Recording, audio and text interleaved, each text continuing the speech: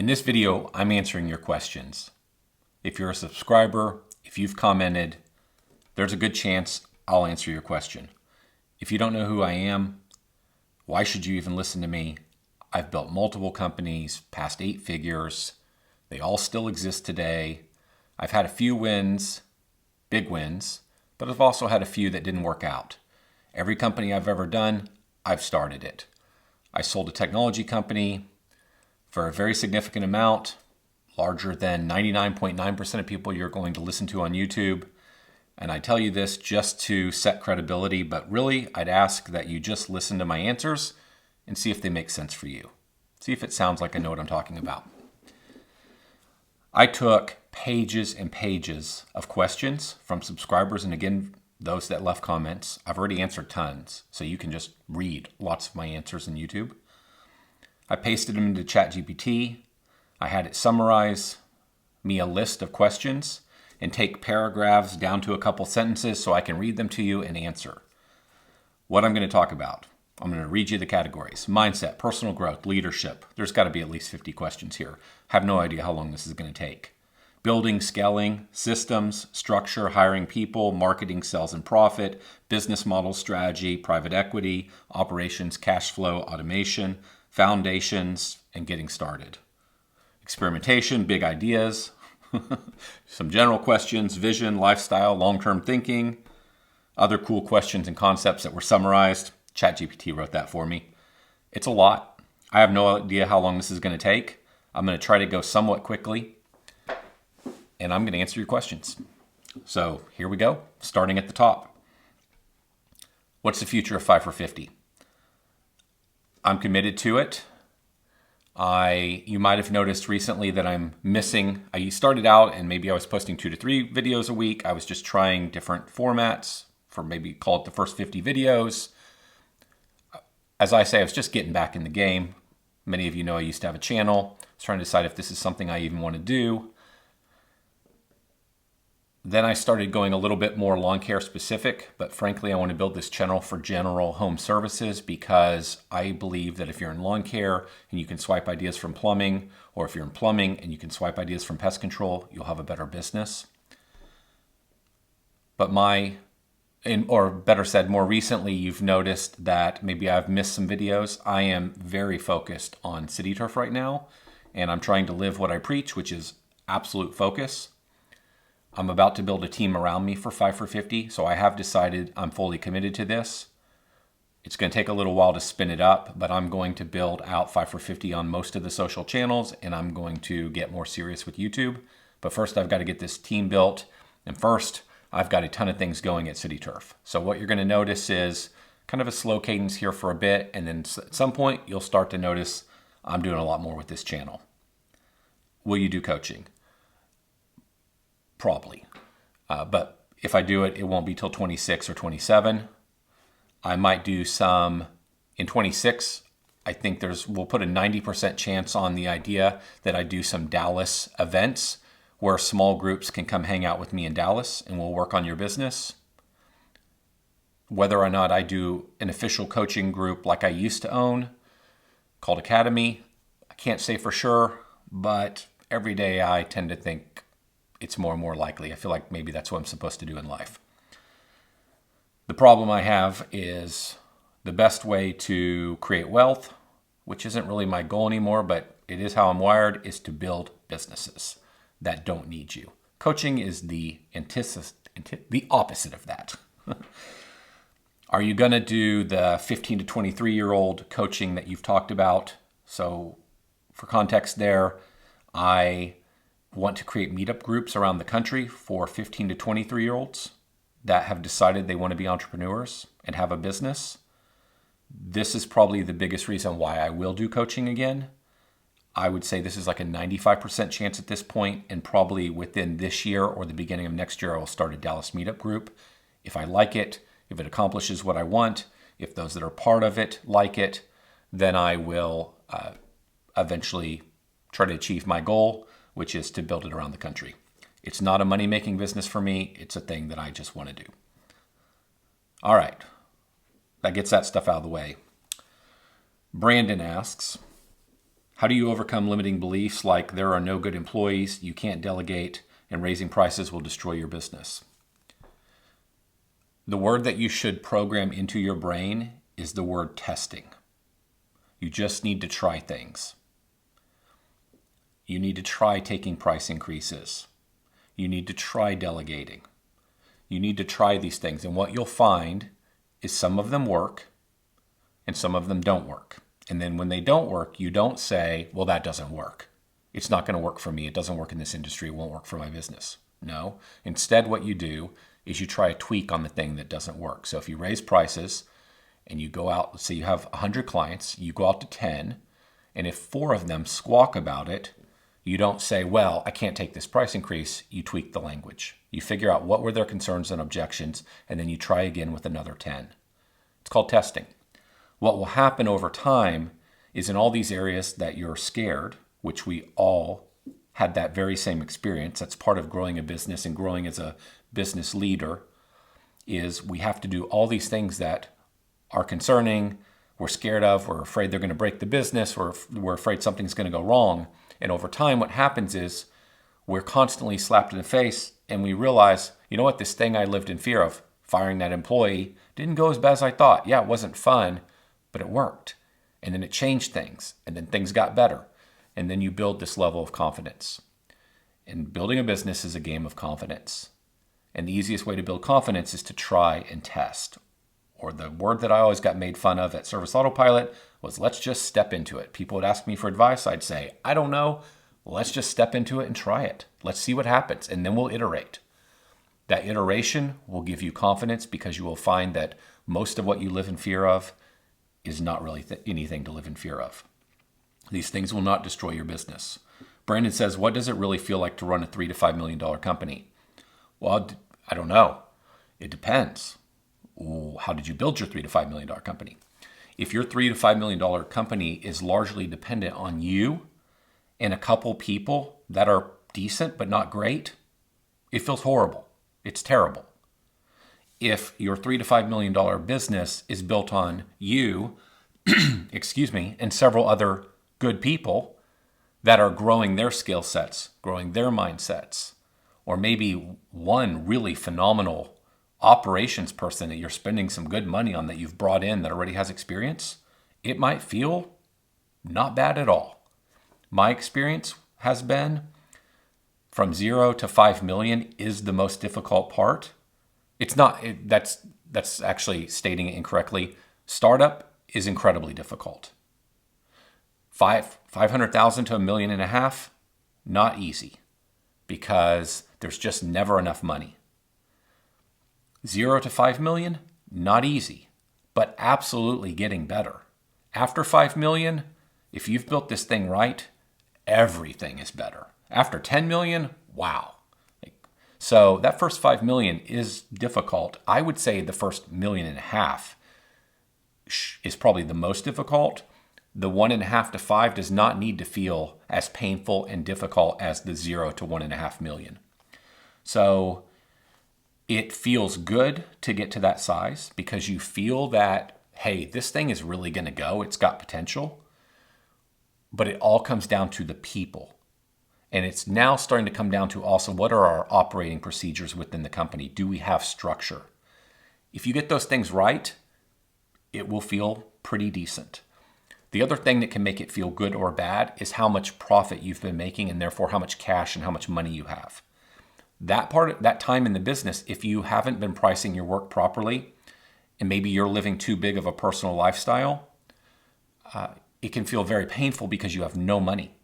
You're using lots of debt. Maybe you live in fear of that debt. Money's always tight. So I think it comes down to how much cash do you have? Have you been doing things right so that you have cash? And what is your people situation? The entire game of business is people. How good or bad your business is at any size is entirely dependent on that, the people, and then dependent on how tight cash is. Cash can be solved with the right people because then you figure out pricing, you figure out systems, you figure out all the other stuff. Nicole says, how has your time management and health practices evolved through the years? Well, it's evolved, but it's also been a roller coaster. It's been definitely building a business has forced me to learn time management. And I'll go back to the people thing. The single best form of time management is to get things off your plate, to take entire functions that you were doing and delegating them to another person that you've hired. That is the best form of time management. I'm a person that loves the next new shiny object and next cool idea and the next business and the next everything. And there's a lot of entrepreneurs that are this way. We have an idea, we have a vision for what that future could look like, and everything else other than the envisioning of the idea is no fun. The building of it gets old really fast. And so what I've learned from a time management standpoint is I've got to surround myself with the right people that can help me execute the plan, and then I have to create structure and routine. It works best for me to work with other people because it helps create accountability. It works best for me to have set meetings and schedules and routine and live from a calendar because it keeps me in line. If I am accountable to another human being on my team or a customer or something of that sort, or my family, that helps keep me in line. Whereas when I have no accountability and no routine, I just want to work on whatever sounds fun and cool in the moment. That's just how I'm wired. We're all different. And so over the years, I've simply learned who I am and how I operate and decided these are the things I need in my life so that I follow the plan. And I use tools. I have a system for taking notes. I have a system for keeping up with my to-dos.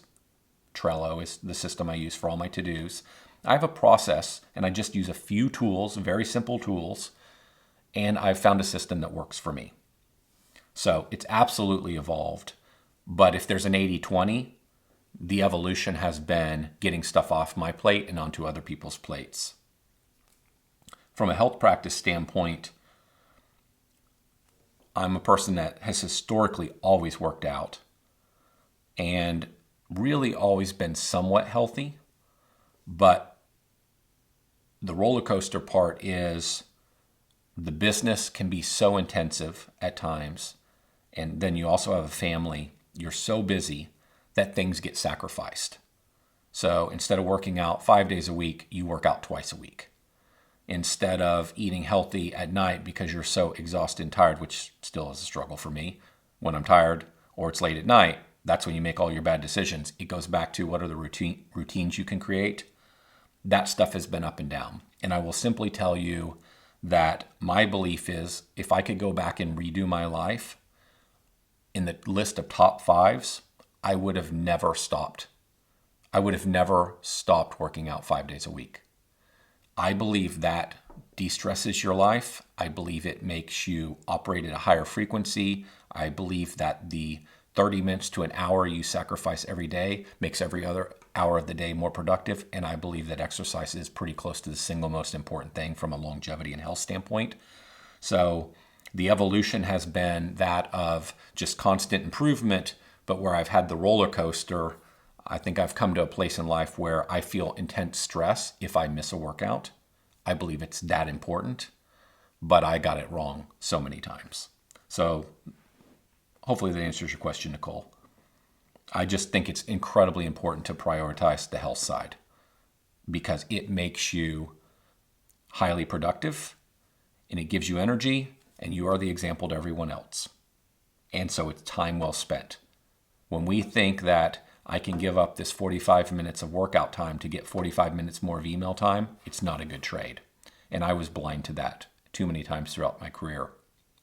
So, and the other one is now that I'm getting older, you also come to realize that, hey, if you love this game of business and you want to be able to compete with 20-year-olds, you need to be operating at a very high level. And if you want your brain to be functioning as you get older, as I move into my 50s and then 60s and 70s, I want to stay in the game if this is my favorite thing. So how do I put myself in a position of operating at my highest level? The only way you can do that is sleep, exercise, diet, eventually supplementation. So you have to play the game or your career gets cut short. And the beauty of business over sports, we get to have long careers. Shannon says, I'm 8 years in and I feel stuck when I see others grow fast. Just wanted to say I'm pushing forward anyway. Awesome. I would say to this, so I guess that wasn't a question. I would say to this, be careful of who you compare yourself to. It's really easy to look at social media or talk to people at events or read trade journals and think you're underperforming. There's a couple scenarios. One scenario is the individual that's having tremendous success has been in the game longer than you. Or maybe you're the same age, but back to they've been in the game longer than you, they started before you. That could very well be me. You could be watching this, comparing yourself to me, and you could be saying, I'm underperforming. I've been doing this a long time. Take that into account. I've also had some failures, and I've learned from those things, and they've helped me become successful later. I've done lots of things. I've worked incredible hours. You might have prioritized things in life, whereas I prioritized work more than your hobbies or whatever you did. We didn't even live the same life, and that's allowed me to get here. So be very careful comparing yourself to others. The other thing I would tell you is I've been in coaching, and I also have lots of friends that are coaches and consultants. Businesses are way more jacked up than you think they are. People put on a really good show. They look like they're having great success in their business. They live in nice homes. They drive cool cars, but you have no idea the disaster behind the scenes in terms of the financials of the business or the organization of the business or their personal finances. So many people look so good, but behind the scenes, their business is a disaster, and then one day the business is over. Businesses don't just end like that. Those failures are the stacking of bad decisions and mistakes one after another. And that is more common than wild success. You cannot look at what's happening within a lot of businesses and know where people really stand. So be careful who you're comparing yourself to. Just wake up every day and say, hey, am I learning the lessons I need to learn? Am I doing the things I need to do? Am I fixing the problems I need to fix? Am I having the hard conversations I need to have? Am I doing these things right? Am I growing as a business leader and an entrepreneur? And if the answer is yes to that, and you're keeping your foot on the gas, you're playing the game. And one day somebody else is going to look at you, and they're going to feel exactly how you feel about everybody else right now. Trustworthy landscape. Can you talk about how building your company changed your lifestyle and what it feels like to be financially free or a millionaire? Feels awesome. It's the best way to live life. I don't know what else to tell you. How did it change my life? I lived a very conservative life for a very long time and put money back into my business. So if you had been in my friend circle or even one of my closest friends, you would have had no idea how successful we were, or family. Nobody understood how successful we really were because I still lived in the house I bought when I was 23. And yes, I had an exotic car in my 20s, and I've always had high-end cars. But that was the only outward thing that you would have seen. I had a very nice house in my 30s as well, but it wasn't outrageous. You would have had no idea how successful we really were because I saved and I invested and I put the money back into the businesses, and the businesses built lots of cash, and the cash sat on the sidelines so that that cash would be available to protect the business if anything bad ever happened, or if there was an opportunity to grow the business. So it was very conservative. This goes back to you can never really tell how successful or not successful someone is. So I'll tell you that I deferred my lifestyle for a very, very long time, and frankly, unnecessarily so. Like I was way too conservative. But I don't look back and say, well, gee, my life would be better if I'd lived in a bigger house and had cooler cars faster in life. By most standards, people probably wouldn't think I sacrificed that much. Well, we did because I started young. And so I would just tell you that there's not a moment that I regret those decisions of deferred gratification. There's not a moment I regret the decision of stashing cash and not living in fear of my businesses going under, or not living in fear of my inability to grow the businesses. So even before you get to a place of feeling completely financially set or very rich, you can get to a place of feeling freedom and peace of mind because you've been conservative in your lifestyle and you've stashed cash that will allow you to protect the most important asset you're building, which is your business. But I will tell you that it's an awesome feeling and you want to do everything you can do to get it. I will also tell you that it, like everybody says, nothing ever lives up to the dream. None of the stuff has ever lived up to the dream. Probably the only thing that's lived up to my dreams has generally been travel and experiences, which we've been doing for a very long time. We always prioritize that over buying stuff. Even when my kids were little, I'm very thankful that's the route we followed. But every one of us is different. We all have different interests. So take all that with a grain of salt. But I would tell you, you want to go in all in on this pursuit if it's important to you, because I think it's the best way to live life. Tanner says, I'm part-time now. How do I gain the confidence to go full-time in my business?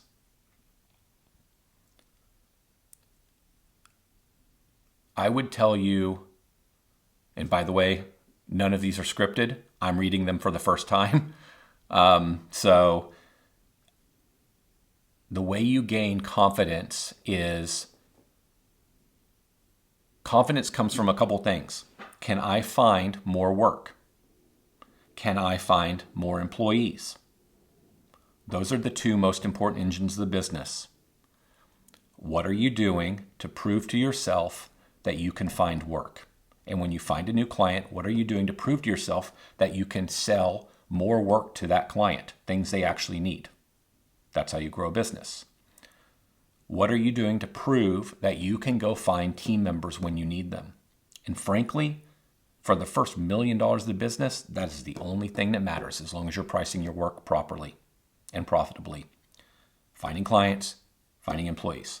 The way you gain confidence is to prove to yourself you can do those things, and you spend a massive amount of your time on those two activities. When you know you can do that, sky's the limit. That's what holds everybody back. They live in fear of one or the other. They can find plenty of people, but they're afraid they won't find enough clients, so they can't hire the employees, or vice versa. Mike Jones, can you explain how much cash to keep in business accounts at different stages? Checking, retained earnings, payroll. You know, this is something that it's individual to everyone. You can have less cash if you're willing to use a line of credit. I just never used lines of credit. I'm not telling you shouldn't, but I also see a lot of people get themselves in trouble because they don't understand the finances and the data of their business, and therefore they just don't understand the risk they're taking with the debt. I am not negative on debt. I'm negative on a person using debt who does not understand the data of their business. I was always comfortable. My goal had always been 2 months gross revenue set aside. So if the business was doing $100,000 a month, I wanted $200,000 set aside. That gave me comfort. That was the model we followed until we built, I think it was 2 months or just over gross revenue. We never took distributions from the business. We just took a salary, a very conservative salary, but that's how we operated. I've heard other people say 2 to 3 times operating expenses. There are a lot of differing opinions on this. That's where I stand. I don't know what to tell you is the right one for you, but I was comfortable with that. This block of questions is around building, scaling, and systems. Matt says, how do you grow from 1 million to 5 million? When do you hire? What is SOPs and metrics matter most? Well, this is a big question. The way you grow from 1 million to 5 million goes back to what I said a moment ago. You have 2 engines in your business. You have the recruiting engine to find team members to perform the work, and you have the growth engine to find clients to drive revenue. 1 to 5 million, really 0 to 5 million, it's all about those 2 engines. And then you've got this third component, which is building cash to pay for finding the people, pay for finding the customers. That's really the game. And if you look at my roadmap, that's 0 to 1 million. Eventually I'll have videos for every section on that roadmap. You'll notice that the focus is on just that. It's the 2 engines of your business. The way you go from 1 million to 5 million is firing up those engines, having a predictable way to go find clients and then sell those clients more work, having a predictable way to find people to do that work. If you don't solve those 2 problems, you'll never get to 5 million. That is the game of business. And then you need to be pricing in such a way and operating efficiently so that you have strong profit margins so that you can produce cash to pay for those activities. The other thing you're thinking about is, okay, I've got my recruiting engine spinning, I've got my sales engine, my growth engine spinning, but there are going to be bottlenecks that are going to happen. And so you're trying to think about, what are these bottlenecks? Well, a big bottleneck is having very strong operational efficiency. So at this stage, you're thinking about, who are the people I need on my team? I would argue for most entrepreneurs at 1 million and before 1 million, you really need a very strong operational person. So from 1 million to 5 million, you're starting to fill in roles. For example, for the longest time, you're wearing all the hats. You're the sales guy, you're the marketing guy or girl, you're doing some of the work, you're meeting with clients, you're dealing with complaint calls, you're doing all these things. You need to, as fast as you can, from 1 to 5 million, start hiring people to get all that stuff off your plate. So the only thing you do are the things you're best at.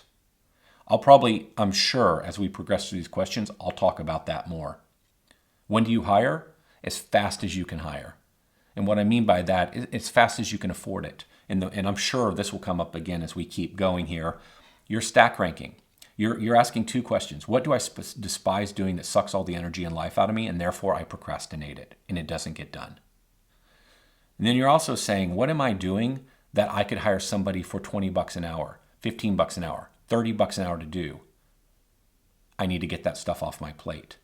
So how fast do you hire? When do you hire? As soon as you can afford somebody to do $20 an hour activities for you, whatever those are.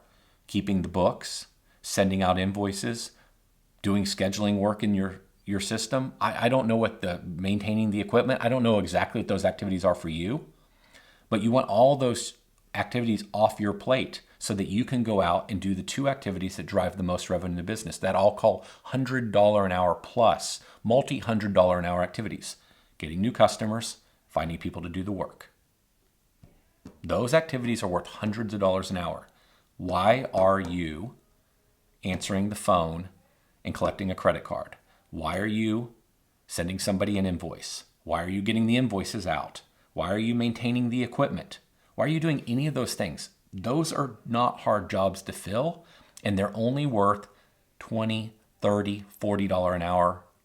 That's what those jobs pay. Getting revenue and getting people, that's worth hundreds of dollars an hour. All your time goes there. Matt Ricketts, how would you scale our $5 million home cleaning business to $10 million? This requires a longer answer.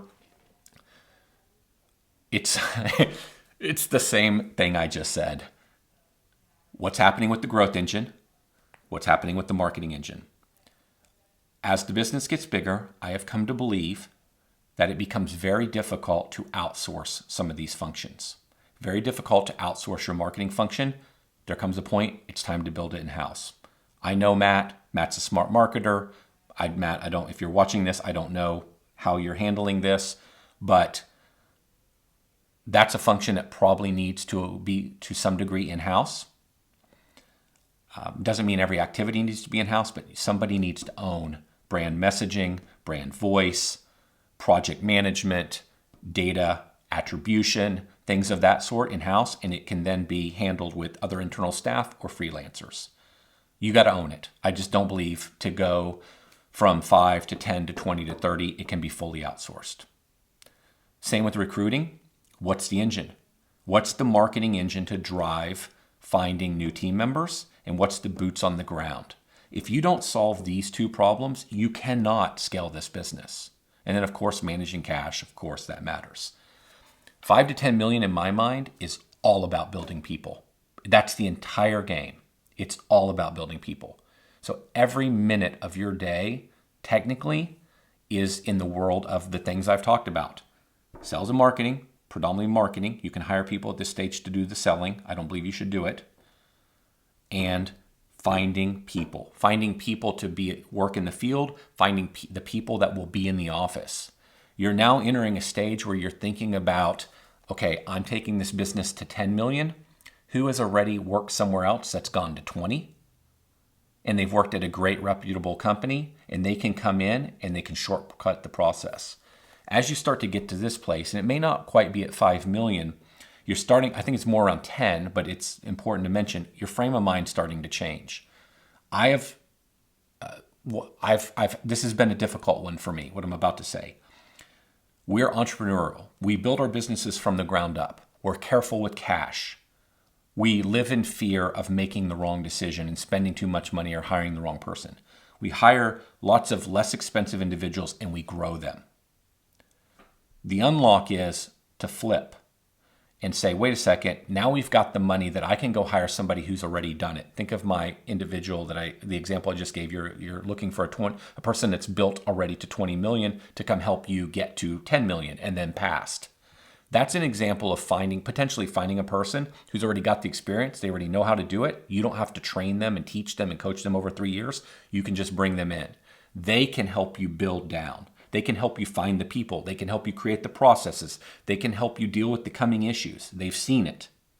Most of us build from the bottom up. We find less expensive individuals. We coach them and train them, and it takes them 3-4 years to get to a position to now be able to help us build. It's too slow. But we do it because we had to do it. And we did it for the right reasons. We didn't have the cash.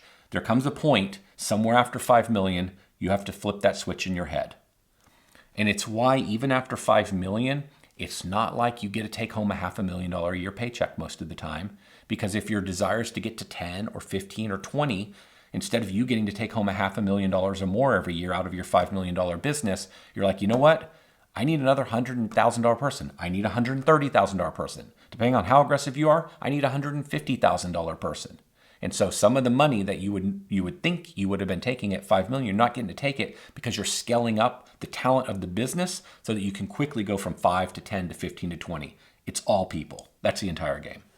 I mean, it's almost the only thing that I think matters anymore as I've learned and grown. And I don't even know what I don't know yet. But in having now built multiple things past this number and having lived in the world of companies doing tens of millions of dollars a year, it's all people. I can't think of what else it is. That's where all the effort and all the time and all the money goes. And it's so frustrating. I'm recruiting right now for a couple high level people, and it just feels like it takes every minute of my day because I don't have a recruiter. I did it Service Autopilot. And it just feels like I just want to make a decision and be done with this and move on. And I have to, because it's taking weeks and weeks of time and thought. But I have to keep reminding myself, no, you have to wait till you have the very best right person for the long term. Shortcutting this because it's not fun or painful or taking too long, horrible decision. People are the entire game of business. I get passionate about that. Main Street Mowing. Teach us how to grow profit and track it. That's a big question. Watch my videos. I will have more. The short answer would be teach us how to grow profit and track it. Profit is a result of pricing correctly. So watch everything you can watch on pricing. Profit is the result of very strong management, operational management. If you're not the right person, you need to find the right operational leader.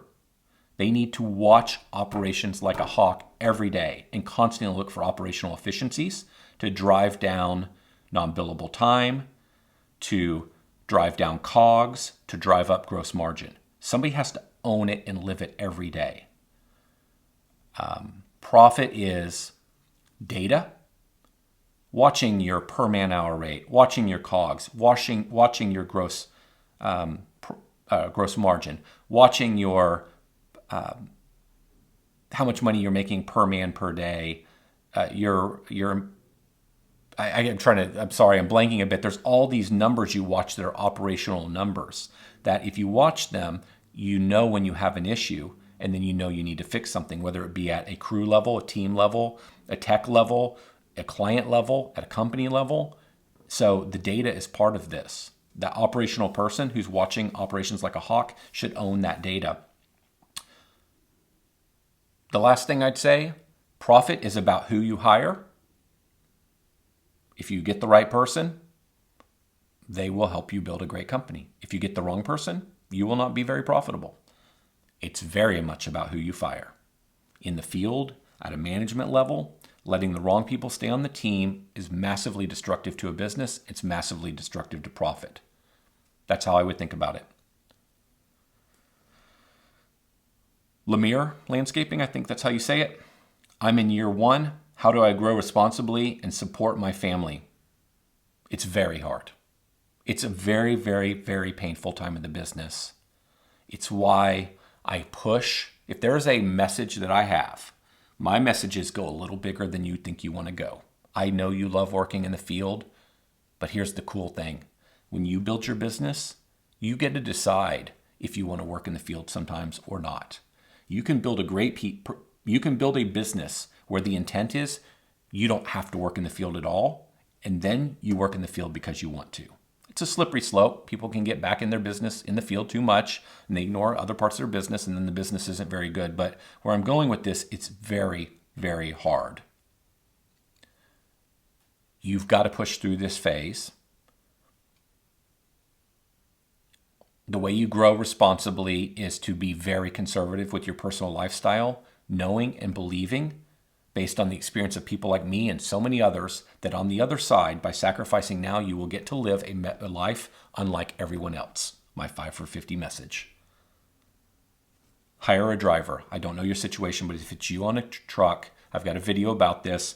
Hire a driver as your helper, as your worker. Don't hire a helper, worker, laborer, whatever you want to call them. Hire a person that tomorrow, if you didn't show up, could sit in that driver's seat and could run the truck. You sit in the passenger seat as fast as you can, and you let them run the show. And you do that over and over and over again so that you're positioned to have people that can run these crews for you. I will have more on that. I will talk way more about this in the future on 5 for 50. Michael Davis. I'm stuck at the point where I have 5 employees but no admin or manager. How do I make the leap? You need to focus as much as you can. I don't know your situation, so just going to throw some ideas out there. You need to tighten up your expenses and finances as personally and in business as much as you can. But I'll be frank, I don't generally see a lot of smaller businesses and individuals that are wanting to grow their business just doing stupid things with their money. From an expense standpoint, they're not just wasting money. Now, where they might get in trouble is they bought the cooler truck than they should have bought because it's their daily truck and their work truck. So they bought something cooler than necessary. Okay, that can be a problem. Or they buy the cool equipment because they love equipment. I get it, but you can have all the cool trucks and equipment later. So be very careful not to buy more truck or more equipment than you need. That gets a lot of people in trouble legitimately. I've seen people buy businesses and they way overpay. That gets them stuck and behind for years. So just be very careful with how you spend your money, but don't be overly careful where you don't spend any money on marketing to grow the business. So you just want to be very cognizant of your expenses, and then you want to be absolutely sure you are pricing correctly. I just harp on this. This is the game. Are you pricing more closely to the biggest and best companies in the market or more closely to the smaller companies in the market? If you're in Dallas and you're competing against me, you want to be pricing like me. You will be making way more profit than me by pricing like me because I have a cost structure you don't have. But if you do that and you deliver great service, people will pay you for that. They will pay you what they pay me. And with all that margin, you can hire great people and you have the money to find people. And then quicker than all your competitors, you'll have the money to live a very conservative personal lifestyle and keep hiring people. And so be really careful with your expenses. Make sure you're pricing correctly. Think about everything that's sucking up your time in life. So back to my analogy earlier, who could you pay $20 an hour to get 10 hours a week of work off your plate so that you can take that 10 hours a week that you reclaimed and go find more customers, sell more to your existing clients, go meet with your clients and do inspections, which will sell more work if it's also customer service, or find your next team member, because that is about all you should be doing. And so what are those activities that you could find somebody for 10, not 10 these days, 15, 20, 25, $30 an hour, get all that off your plate. You're worth more than that. I'm not saying anybody is lesser. I'm not putting anybody down. I'm just saying you're the owner. You started this thing. You need to be worth hundreds of dollars an hour. You need to live in that world. You can't completely live in that world now, but that's where you're going. So what can you get off your plate? Think about part-time help. You don't have to hire full-time. You can go hire a part-time person. In the early days of my business, we used multiple stay-at-home moms who worked part-time for us. It was so much easier than hiring one full-time person. That felt like such a commitment. So part-time, think about that. Green Frog Web Design. How do you delegate and scale CityTurf? How do you train and retrain team members? Retain team members. I don't know if we're talking about the old days or today, but today we have official hiring system. We have official training system. We have procedures. We have people you can ride along with. We have a whole system to do all. Everything's turned into a system at this point where you can shadow people. We have people to train you. Everything is professional at this point. Everything's systematized. I don't know how else to say it. In the earlier days, which is probably the real question you're asking, for me, it was as simple as I hire a person, and I'll go back to what I said, hire a person at a little higher skill level.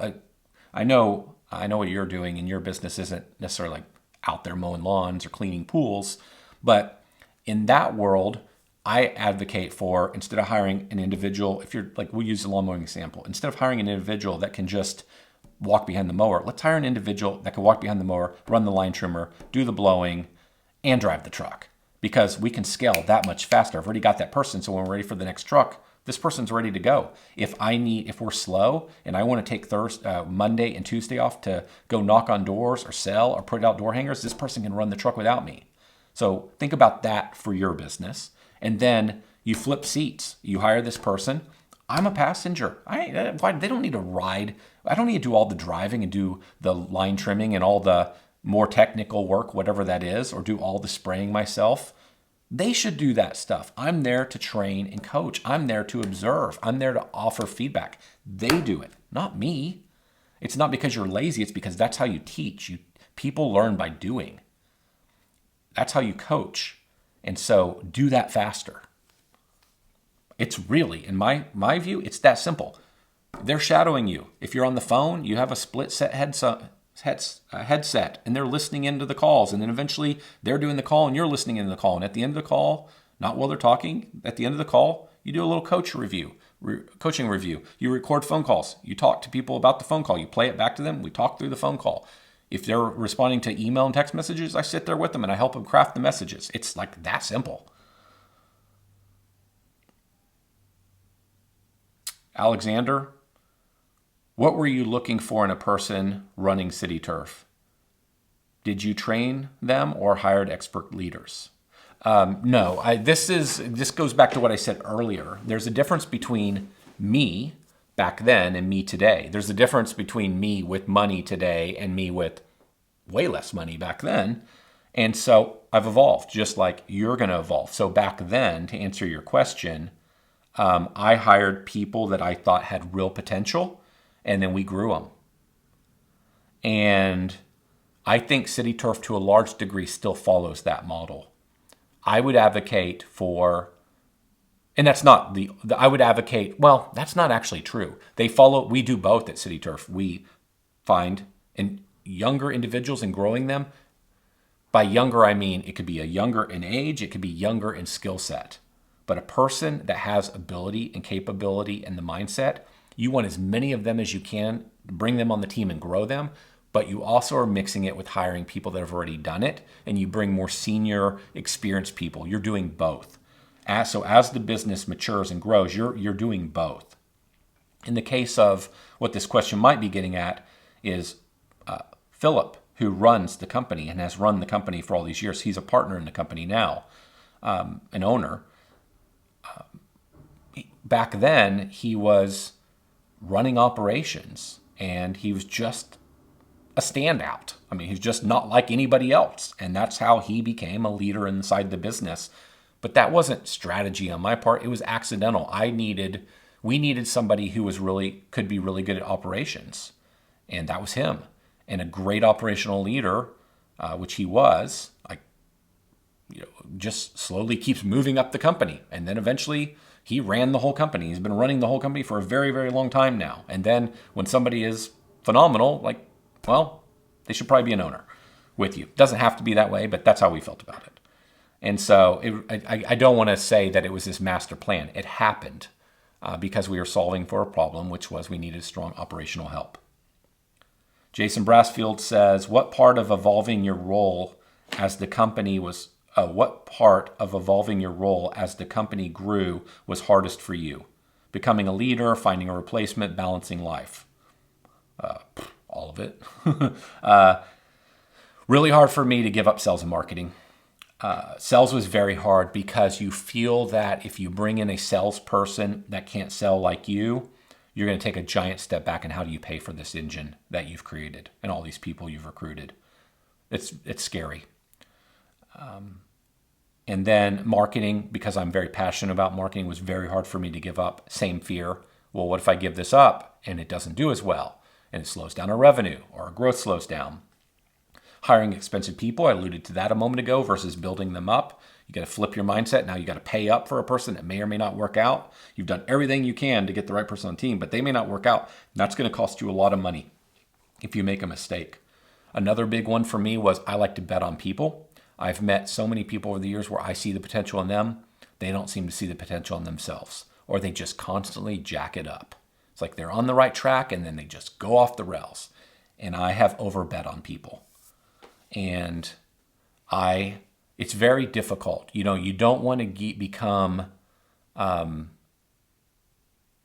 hardened, but there's a saying I heard somewhere, I think it was in Top Grading, the book, that people will be who they've been or something like that. I believe that. I feel on average when I make a bet on another person that they can become more and better than what the behaviors are that they've been exhibiting, it works out 2 out of 10 times. That may be unfair. It may be more than that. People will generally be who they've been. I believe that. And as a result, I've given people second chances because I see more potential in them than they see or believe for themselves, and I get burned by it. And, I don't want to become hardened and quit betting on people, but there comes a point when you have lots and lots of people and families depending on you. You have to do what's best for the company. And so I feel like I make less and less bets, which is sad. But hey, most of this world just talks a big game. This one was from an anonymous person. How do you regain momentum when you keep losing? That's tough. I would go back to a previous question. If I could do things over again, what would I do different? I would have never stopped working out. I would have never stopped, for example, lifting weights and things like that. I just did cardio a few times a week. I just ran a few times a week. I didn't do it 5+ times a week. To operate at the highest level possible, to clear your mind, you have to be moving. You have to be working out. I believe exercise is the top level thing. And so it's exercise, sleep, and diet. And you really want to dial them all in. But you cannot get the noise out of your brain when you're tired and you don't feel good. Your brain will just cycle, and it will cycle the negative. So you first got to clean that up. You quit listening to the news. It's just complete nonsense. It's all just based on selling fear. The world is not going to end. China is not going to dominate us. It's all nonsense. Quit listening to it. It just, again, puts trash in your brain that will take all your optimism and joy away from you, and you will not go for it. And you've got to clear your mind, and you've got to be optimistic. Who do you surround yourself with? I think of the old Jim Rohn statement, you'll become the 5 people that you hang around most. Who are you hanging around? Are they optimistic? Are they entrepreneurs? Are they going for it? Are they builders? You got to get around those people. Stop comparing yourself to anybody on social media. One of my biggest challenges with doing 5 for 50 and building social media is I despise social media. I despise fake. I despise bragging. I despise anything that appears like super prideful. I despise those things, and that's generally, in my mind, social media. And going back to fake, we are looking and comparing ourselves to other people that aren't even legit. They're faking it. Or we're comparing ourselves to people that are very successful, but if we ever met them, we don't want their lives. I like the statement that you don't get to trade part of your life with somebody else. So for example, you can't just say, oh, well, I want his $300 million net worth, but I'll keep my family and my kids and my other stuff. No, the trade is it's all of it. You can be inspired by other people and say, I aspire to grow a bigger business and have more wealth. But you can't just look at somebody else and cherry pick the little pieces of their life. From this person, I want to be rich. From this person, I want their physique. From this person, I want their hobbies. It doesn't work that way. When you're looking at somebody else, do you want their life in its entirety or not? That's how I think about it. So when you're comparing yourself to somebody else and you're feeling down about yourself and you're saying, why am I not successful like this person? Well, maybe you're not successful like that person because you've chosen that there are other priorities in your life that lead to a happy life or a valuable life to you, and you haven't sacrificed all those things. And so what I'm telling you, the point I'm simply trying to make is most of what you see is not real, or it's not a life you really want. And so just stop looking at it. And you say, what is the life I want? In terms of business, in terms of the people I'm friends with, in terms of my family, in terms of whatever my religious beliefs are, in terms of all these my health, all these different parts of life, you have to decide what is it that you want. And you go build that life for you. You don't build a life based on anybody else. And I think the problem is that we look at other people and we think we're running behind. I'm guilty of this same stuff. Or we think we're failing, or we think they've got it all and we're missing something, and it's just not that case. I'll wrap this answer by saying this. I really started studying marketing, kind of that 2007 range, and I met all these guys. They were killer marketers. They were very successful, be it in real estate or information marketing or coaching or just you name the business. And I've had so many opportunities to become friends with incredibly successful named individuals that maybe you would even know their names. And I've never felt any draw to actually be their friends or to try to push to develop a friendship with them. There are some great people, but on the whole, a lot of people are jacked up and they're fake, or, it's just, I'm rambling at this point. It's like, just be really careful. Based on having met so many people now, I'm like, there's just not that many people that I really want their life. And there's almost nobody I want to trade lives with. And so just be really careful when you're comparing yourself to somebody else because you think you're behind or you're underperforming. And just every day, the question is, this is the life I want. Are you clear on what that is? And am I marching towards getting it? Am I marching towards improving my health? Am I marching towards becoming a better leader? Am I marching towards learning what it takes to build a better business? Am I getting better at showing up at home? Am I, X, Y, and Z? Am I doing these things? You're on track. Ignore everything else. Next category, structure, hiring, and people. Alexander says, I would love to see a case study, maybe even Riley or Gage. Riley and Gage are my kids. Starting from scratch and building to 49, 75, 100%. Oh, okay. I guess Alexander is saying he'd like me to see me do case study videos. I think it's a fantastic idea. So Riley, my oldest son, has a software product called EveryChat that has absolutely got traction. And I guess I'm just giving you context. I'm sorry, ChatGPT made summarize these questions for me, and that's not a real question. That's just a comment on something he'd like me to see me do. Okay, Lemire Landscaping, can you do more on company structure as you scale? When does the owner's role change? I'm going to skip this one. You've heard me talk about this a ton. Basically, you want to scale as fast as possible, and you want to focus on what you're best at, and you want to get everything off your plate that sucks your energy out of you and you're not that good at. But I've already been talking about this, and I'll talk about it a ton more. This person says, I hired a high-level person who's already adding value. How do I utilize them best until I have an office space? Okay, so it's remote. Loom is the product I wish I had created. I love Loom for asynchronous communication. I have thousands and thousands of Loom videos. And so constant communication through video, constant phone conversations, constant conversation. because this is where you do your mentoring. This is where you do your coaching. This is where you create accountability. Have a rhythm. We meet every day for 10 minutes and do a scrum. What did you get done yesterday? What are you working on today? What bottlenecks do you have that I can help you get off your plate? Every morning, 10 minutes, we do this thing. Use a product like Trello. It's free. And if you had to pay for it, it'll be cheap. But those are some basic remote tools I'd use. Trello, look up Scrum. That creates accountability. Have a set day or two a week where a lot of their questions or your questions for them, they get held until the Tuesday meeting, and then you surface all of that in the Tuesday meeting. And then every day or every few days, you do your Scrum like I was talking to. It's just this quick check-in. It's 10 minutes, and then we're off to the races for the day. Loom for back and forth conversation. That's what you need. That's the world I live in.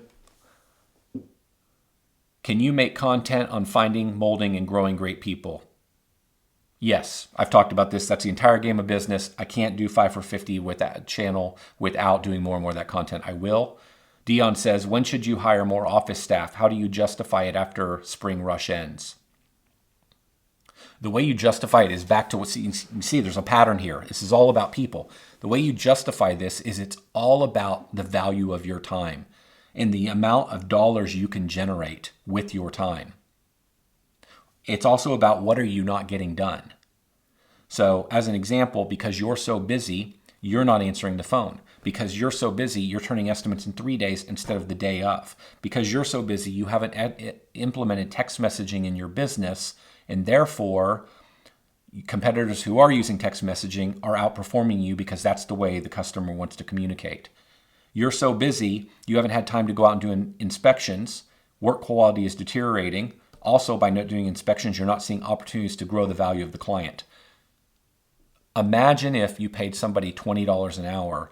They took 10, 15, 20 hours off your plate. You replaced those activities with revenue-generating activities or brand-building activities. Customer service to me is a brand-building activity. You over-invest in customer service so you build the reputation and the brand of your business for the long term. It makes everything else, all your marketing, all your sales, everything work better for the long term. So that's how you justify doing this outside of even spring. Because you can reallocate your time to what makes a business go. Growth, the growth engine, and the recruiting engine. Next category, marketing, sales, and profit. Turf Pro says, has marketing changed in the last year, 5 years? What works best now? Yeah, it's changed, but it kind of doesn't matter. It hasn't changed in any meaningful way to me in the sense that it's still digital driven. Almost nobody does print, but print works. Door hangers work, postcards work. They can burn you if you get it wrong, but it's still a largely digital game. The two biggest things that come to mind for me that have changed, LSA ads, local service ads, have replaced, for a lot of local businesses, Google ads. That's a big change, and LSA ads work. Another one is AI. If you're not using AI as an assistant to help you write, help you brainstorm, help you figure things out, you're missing out. You're wasting money. If you hire somebody to help you craft messaging and work, and you are not teaching them how to use AI, you're wasting money. Those are the two biggest changes that come to mind immediately. But at the end of the day, all the stuff that's been working, it still works. If you think about the trades that most of us are in, almost all of our competition, including my company, we're massively underperforming in terms of the marketing that we're doing, in terms of the messaging in the market. It can all be improved. All the basics work. Almost the only thing you need to worry about is what I call the basic blocking and tackling. It's the SEO. It's the quality of your website copy. It's LSA ads. It's Google ads. It's showing up on Nextdoor and Yelp and Google Maps. It's eventually doing door hangers at certain times of the year with the right messaging, maybe doing postcards to build density. It's like just all the basic stuff. There's no magical thing. There's no latest and greatest thing that needs to be done. It's email marketing. It's all the basics that have been around for a decade, 2 decades. The question is simply, are you doing it? Well, at my business, we're not really doing it. And that's what I'm stepping back in the business to help because I got distracted, went off and built other things and, kind of left my the City Turf team behind and didn't build some of these functions in the business. I'm coming back to help them. That's what I'm working on every day right now. And so I just say to myself, like, I don't need a new, cool, latest and greatest thing. I just need to do what I should have been doing 15 years ago, 10 years ago. I just need the basics. And if you do the basics, you're out competing almost everybody in the market. Mike Smith, what are your thoughts on CAC, lead cost, and lifetime value? Google feels expensive with low close rates. It is, but I think Google, be it LSA or Google Ads, has a piece. It's part of the overall puzzle as you start to scale up your marketing. So, there's hierarchies, and SEO is just absolutely critical. Everything around Google Maps, absolutely critical. Showing up on all the listing sites, Yelp, Google, Nextdoor, Angie's, possibly you got to retest it. Basics. And then, so there's a hierarchy, and then you scale to the next thing, and the next thing is probably something like LSA ads, and then maybe the next thing is something like Google ads. And I got a whole list of this. I'll do some videos on this eventually. And so as you start to scale up your marketing efforts to drive more leads and more conversions, you're going to get to a point where Google ads and LSA are part of the puzzle, and your CAC, your client acquisition cost for those marketing channels, yeah, they're going to be higher. But as a blended average with SEO or referrals, or they saw your truck, it's going to bring your overall marketing average down. But eventually, to go faster, you have to implement those things. But once you implement them, you have to watch them like a hawk and constantly be testing. So if you're thinking about Google Ads, you're constantly, I think it's called the RSA, where you're split testing your headlines, your descriptions, your call outs. You've got to really be on top of that stuff, and because those costs can really get away from you. So you've got to be pretty serious about that stuff once you get into it. Brad Bippus says, how do you know what a good close rate is? Should it vary by lead quality or other KPIs? This is a tough one. I think this is a very personal item. So you have to track it over time within your business. And I do believe you want to have conversations with other individuals, but I'll give you a couple examples of where this is very difficult. I was having a conversation with one of my friends who's not a direct competitor, but he's in the general market I serve. And his lead flow went way up, and my lead flow didn't go up. And I'm trying to figure out what's wrong with my business right now. What have I broken with all the stuff I'm doing versus him? And as we dug into it a little bit further, come to find out, and this wasn't the whole story, but it just makes for an example here, his Facebook leads have gone way up. But from a conversion standpoint, the conversions have come way down. Facebook leads just don't convert like some of the other traffic sources. And so when I compare what's happened year over year from a lead standpoint, he's going way up. I'm not. Well, I'm not running any Facebook ads right now. We shut all that stuff off. Not because it's bad, just because I'm rebuilding everything. And so at first glance, just comparing leads, I thought I had a big problem. Come to find out, I don't have a big problem. It was that we're just buying different types of traffic. My conversions for the year are actually up and good, but my lead flow is not up like his. His lead flow was up, his conversions were down. So it's an example of like, okay, what are we comparing? You can't just ask a competitor or a friend in the market, hey, are leads up or down for you this year? Well, that doesn't tell you the whole story. Like in my conversion numbers, we're not pulling out people that call for one times. We don't do one times. We're not pulling out people that call in from outside our service area. It's like for simplicity, we just track one number, a conversion number. It would be wise eventually to get more refined, but it requires you pay a person to go and pull all the, to constantly be doing data work. We do a lot of data work, but we don't do that data work right now. Maybe someday we will. And so back to my point, what are you comparing? So this is why I call it a very personal thing. How are you tracking your number? How does that number move month over month? How does that number move year over year? So create a system and then benchmark yourself against it. So let's say you're finding that you're converting at 50%. Okay, now we're running tests. We're seeing things on the phone. We're different things. We're trying to do different. We're now starting to lead score or a quality score off phone calls. We're listening to call recordings. We're rephrasing some of the things we say. We're moving estimates faster. You've made these changes. Well, how is that impacting month over month? How is that impacting lead year over year? Like I could say I have a 60% close rate in April, but if I have a 60% close rate and a 20% close rate in December, is that bad? No, probably not. Nobody's buying in my market in December. It's freezing cold. But if I were to talk to somebody in Florida in February, they might have a great close rate in December. I don't. We're in different markets. So that's why I call it a personal thing. But I think it's a thing that you want to really get control over. Another one, vanity versus sanity. When do you focus on revenue versus profit? You always sell profitable work. From day one, you model your competitors that are big and you sell profitable work from the beginning, priced right. Even when you're not convinced you're worth it just yet. You become worth it as fast as you possibly can. Unless you get paid enough money, you can't hire the good people and you can't do the customer service to actually be worth that money. And so you have to be, from a selling at the right price, you have to do that from day one.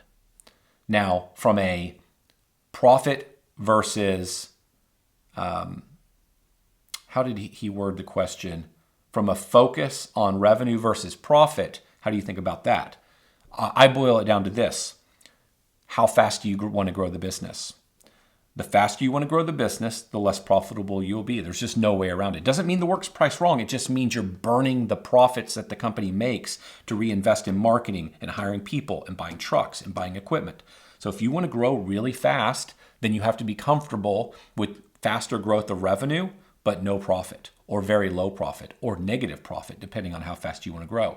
That's a decision you have to make. The most simple way I could say it is, how fast do you want to get rich? Getting rich to me is growing a really big business that eventually makes millions of dollars a year in profit. A lot of people will grow a business, and as soon as that business can make them 100 or 150 or 200 a year, they take all the money out of the business. And now they buy a boat, they upgrade their house, they start taking more vacations, and then they don't know why they can't grow the business. Well, they have no money. And if you don't have any money, you have no confidence to grow the business because you're taking all the money from the business. So if you want to grow really big and get really rich, then you leave all the money in the business. You continue to live a very careful lifestyle and let all your friends live bigger lifestyles than you. You don't try to keep up, and you just plow that money back in. So revenue is growing, but profit is not. Just depends what you want. Hopefully that made sense. Trash panda dumpsters. What's the best marketing strategy for a low-frequency business like dumpster rental? I don't know. That is more of a commercial-based business that's different. So I can't just give you the answer. We would have to work through this to figure it out. The way I would work through this is I need to get really clear on who my client avatar is. Who is my buyer? So as an example, I think it's pretty clear. I'm not in your business, so I'm going to speak in a very elementary way. Every business has dumpsters. Who has a need for my service that has dumpsters? Because in some cases, people, I'm sure you already know this, but it'll make my point. Some dumpsters are just the dumpster at the office building that gets dumped by the public trash company. And then there are dumpsters that need to be like at City Turf where they need to get dumped every single day. We pay a service to literally come dump all of our stuff every single day. So you have to get really clear on who those buyers are. Because when you're clear on who, and then there might be a subgroup within those buyers. They're like you specialize in a certain type of, for example, dumpsters with medical waste. I don't know what all the scenarios are. You have to get very clear on that. Then you get very clear on what is your unique messaging to that avatar. And you might have multiple avatars in the business. But once you know your avatar, you know how to message them and what you need to say, that then informs where they live and how you need to show up. If you understand very clearly in this universe of all the people that might buy dumpsters, this group, those with medical waste, they have this problem. So here's exactly the message. So we look like we're just for them. Where do they live? Do they go to specific conferences or seminars? Do they read specific trade journals? What are they consuming? What media do I need to use to get in front of them? What are they searching on? What educational things are they reading? So that is an example of how I would think about backing into this, but I don't know the exact answer. Another anonymous, how do I implement a full year marketing calendar instead of random ideas? Okay. Yeah, so that's really good. I would find a tool to just brain dump all your random ideas. And then I would create a marketing calendar, and I would start by creating the ideal, the dream come true marketing calendar. And a marketing calendar is going to consider client acquisition. We're growing the client count. It's going to consider client expansion. We're growing the value of the clients. It's going to potentially consider other factors such as what I'd call customer service building and just reputation building, education, care for the client. You build the ideal calendar, taking into time of year when they have pain, like what's the thing they'd be buying because they have pain at this time of year. You take all that into account and you build the perfect calendar. Then you go back over your calendar and you say, okay, there are two questions here. What's the 80-20? What are the few things on this calendar that I could realistically do that would have the most impact on revenue, be it client acquisition, client expansion? What would have the most impact? All right, now within that, what are we most capable of actually doing? And you pick those few things. So what will drive the most revenue that will give us more money to grow this business? And then what is most achievable and realistic that we can do? And then that creates your next version of your calendar, which is like what is probable that we'll actually do. The other thing that you want to think about this calendar, and it's probably not an issue until you can actually do most of the things on the calendar, meaning the scale of your marketing operation is able to produce tons of content and deliver these emails, deliver the postcards, deliver the whatever. That's going to probably be a while till you get there. So initially what I'm about to say isn't really a problem, but eventually once you're living your ideal calendar, now you have to think about messaging conflicts. Eventually you'll burn out your audience by just pounding them with one more thing. You think they're getting all these things, they're seeing 10% of it. They're not hearing all the messaging you think you're getting to them. So you really have to then get clear on your marketing calendar so that it makes sure it's balanced and it's not overloaded. I tell you that as something to think about in the future. In the early days, you're just getting it down to the 80-20. We're getting that stuff implemented, and then we'll come back to the dream calendar. We'll pull another thing onto the reality calendar. That's how I would work through it. There's so much more that could be said about all these things, but that's how I would think about it. This is now business model stuff, strategy, private equity. Kyle says, what's happening with private equity and home services? What deal structures are attractive or risky? Private equity is booming. Valuations are really strong. With all the stuff that's happening right now with tariffs and the markets coming down, if this persists, it will bring down valuations because at the end of the day, everything in the world is pegged to the stock market. People say it's not. They don't know what they're talking about. There is not a disconnect. Main Street and the public equity markets are not disconnected. It's nonsense. And so the valuations that are happening right now in the markets are 100% pegged to the stock market, whether you realize it or not. And so there could be a day that if we persist with really, if things get really sideways here and markets come way down and stay way down, that will bring back down valuations. It will eventually happen. It won't happen right now, but it could happen. But I think they're going to continue to boom. My bet is that we are unwilling as a country to persist through fixing a lot of things.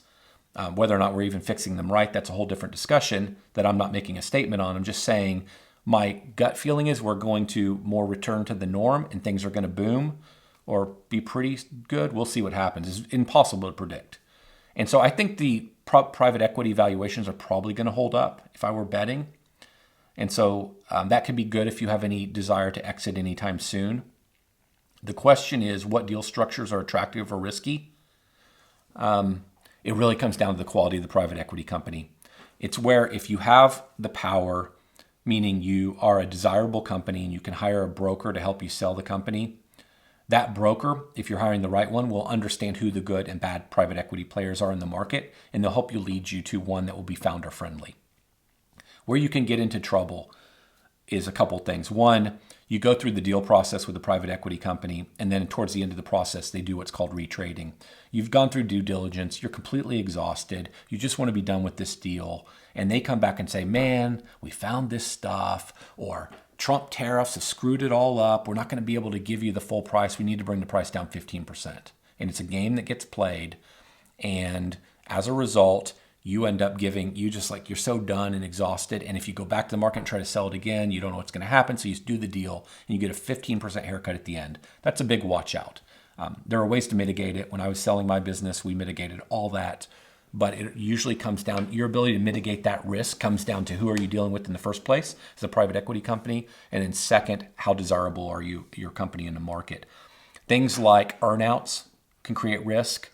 Things like being locked up for a long period of time can create risk for you mentally because you may despise the company that's trashing your business. There's just an unbelievable number of risks, but it can also go incredibly well. This one requires a much longer answer, but those are some of the things I think about. Typical private equity deal will be you're going to sell typically 51% of your company or more. And so you might still own 49%, you might still own 30%, you might still own 20% of your company. They call that the second exit, where now you build the company. And someday when the company gets sold again, if the company gets sold for 3 times what it sold for, let's say you sold it for $1 million, now it gets sold for $3 million, and you own 40% of that $3 million, you're getting another $1.2 million. That's the second exit. Some will call it second bite of the apple. That's kind of how that works. Andrew says, what are the top 10 business models you like best considering switching from mowing to HVAC? HVAC is a great business, ridiculously competitive, just like tons of money in that space because of the private equity. There's a lot to like about it. Pros and cons. I like HVAC. Probably wouldn't go into HVAC. I'm not saying you shouldn't. I really like HVAC. There was a time I thought maybe I would. I don't know if I would right now. Actually, it's not. I'm just saying for myself. I like lawn, pest, and tree. I like fertilization, weed control, pest control, tree care. I like irrigation, drainage, septic. I like anything recurring revenue where I can put them under on a basically recurring cadence. I like anything they can't live without, which is what I do like about HVAC. It's what I like about plumbing. I like all those businesses.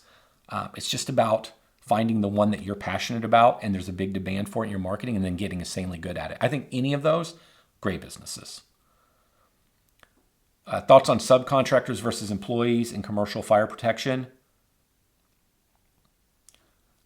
This is largely a political item, in my opinion. Who's in office? I mean, how much do they care about contractors? Yeah, that's the problem. Is it's kind of an up and down thing, and we're probably in a moment in time where it doesn't matter that much. I think both work. I think the contractor model absolutely works. I think you incur some additional risk, but you can mitigate that with really good legal work and really good, very careful procedures and systems. So it can absolutely work. I know of some very large companies that are contractor based, and they've been audited and gone through the ringer, and they've followed the law, and so they're perfectly fine. But I think it also carries risk. I've chosen not to use the contractor model because I want a very durable business over decades, and I feel there's more risk with the contractor model. But I would tell you that it can work. And I can think of many examples of multi-million dollar companies that do incredibly well that use the contractor model. I just avoid it. I used to be partners in a company that I didn't start, that I was partners with, and we had hundreds and hundreds and hundreds of contractors, and it comes with its own set of headaches and risks, but it can work. District Lawn says, would you still do door hangers today? Yes. How do you pick the best marketing channels? Any company recommendations? I don't have any recommendations. I haven't done door hangers in years. Now I'm back in the business. We will be doing them again eventually, but not yet. But it's 100% I would do door hangers. I would initially, when it comes to other marketing channels, I would just model what the big companies are doing that you think are doing the best, and then I just test everything for yourself. I know that's a brief answer. I'll talk way more about on the channel. West Texas 123 says, if I want to sell in 5 years, what should I focus on now? When do I involve an advisor? You focus on driving down the churn or the cancellations in your business and having a really strong retention rate. You focus on the speed of which you're growing the company, because the speed you're growing, the faster you're growing, the faster they'll get a return on their money, and they'll pay for their investment, their purchase of your company. So they want to see fast growth. Your company will be most likely valued on profits, probably EBITDA, depending on who your buyer is. So just understand what goes into EBITDA and optimize for max profits.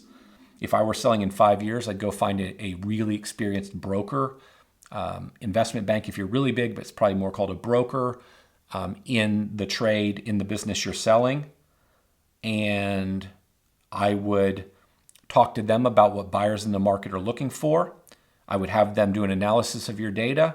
I would figure out what you want to build so that you'll be max attractive to the market when you sell, and I would build to that business. I'd build that. They'll say you need churn to be about this, you need speed of growth to be about this, These are the metrics you need to be hitting, and I would build the business to those metrics.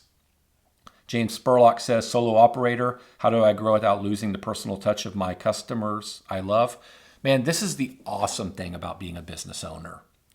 You can hire people to help you build this company, and you can eventually spend a massive amount of your time on nothing more than culture internally and caring for your clients. You can own experience, and you can pay somebody to help you do marketing and sales and operations and do the work in the field. That is exactly what I advocate for. What are you most passionate about? Where do you get all your energy? What is the thing you could be doing that will let you do this business for the next 20 or 30 years because it's what you love?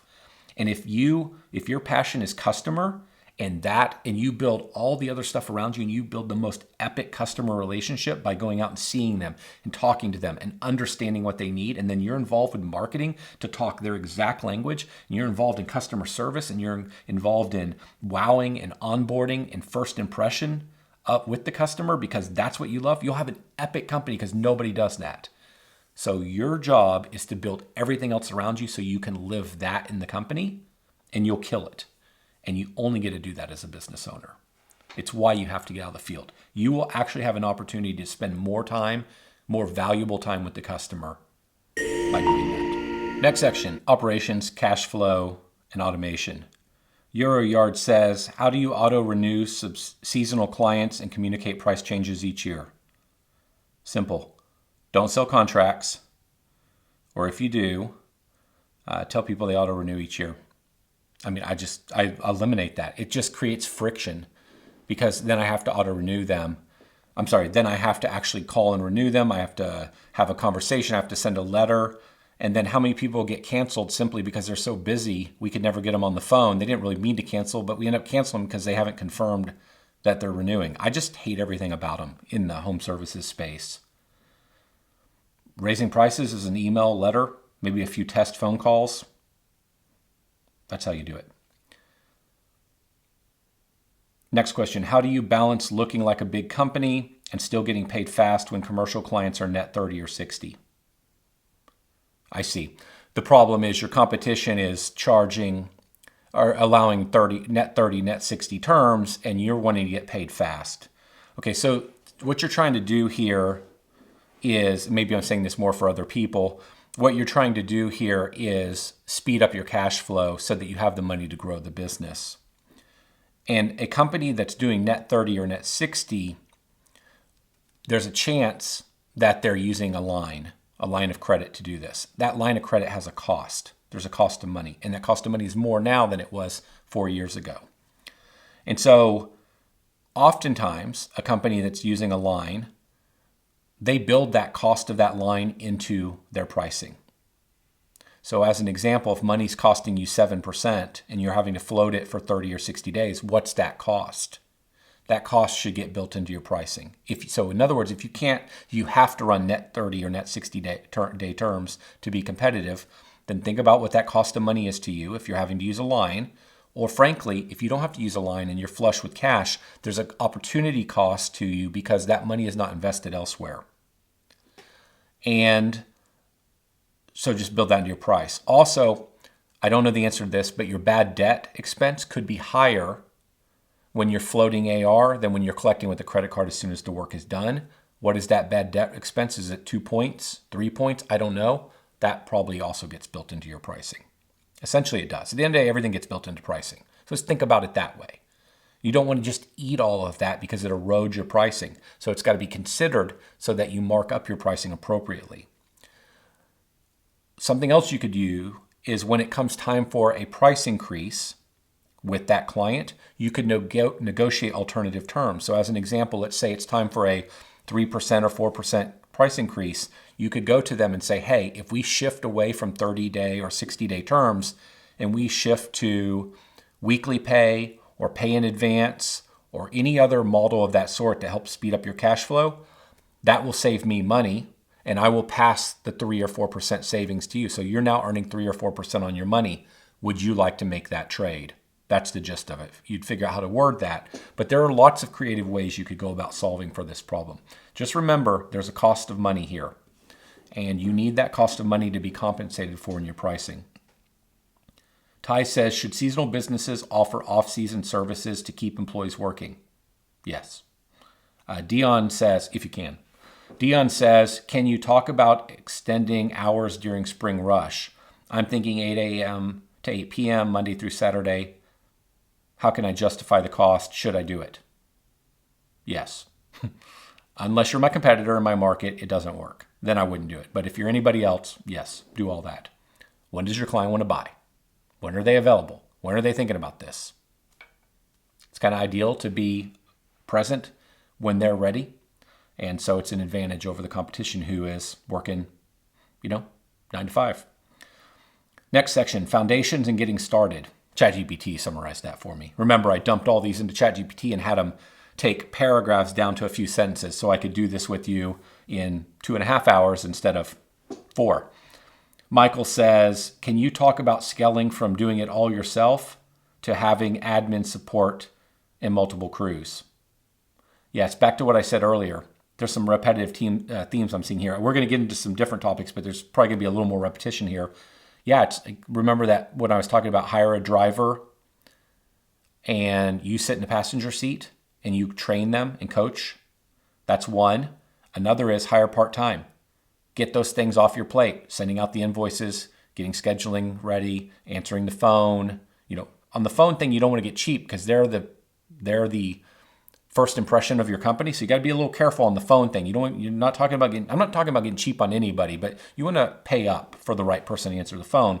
But just what are those activities that even part-time could get 10 hours a week off your plate, 20 hours a week off your plate? And then, so maybe at first you're just getting 10 hours a week off your plate. You're paying somebody $200 a week to theoretically take some stuff off your work. And with those 10 hours that you've just saved, you're driving new revenue, or you're finding the next employee. Things get a little better. You up their hours, or you find another part-time person. Now you're getting 20 hours a week off your plate. Step into it. That's my favorite phrase. Michael, thoughts about running a fertilization weed control only business? Love it.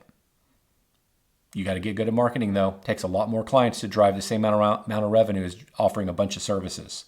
Think about joint venture deals and endorsements. Who has your client? You only do fertilization weed control? Who are the mowing companies that don't do fertilization weed control?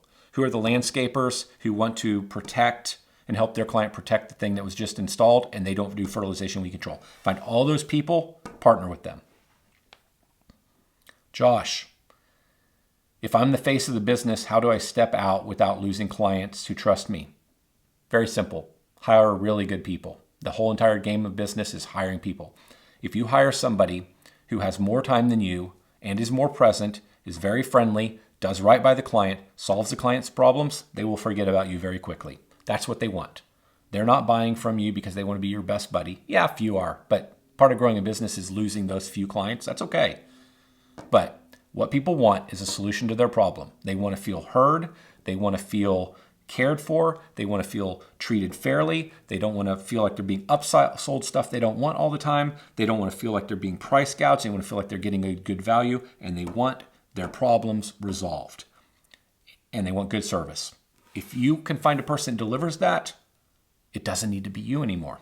That's what they want. So it doesn't have to be you. They're not really buying from you. That's what they're buying. Just find the person who will deliver that stuff.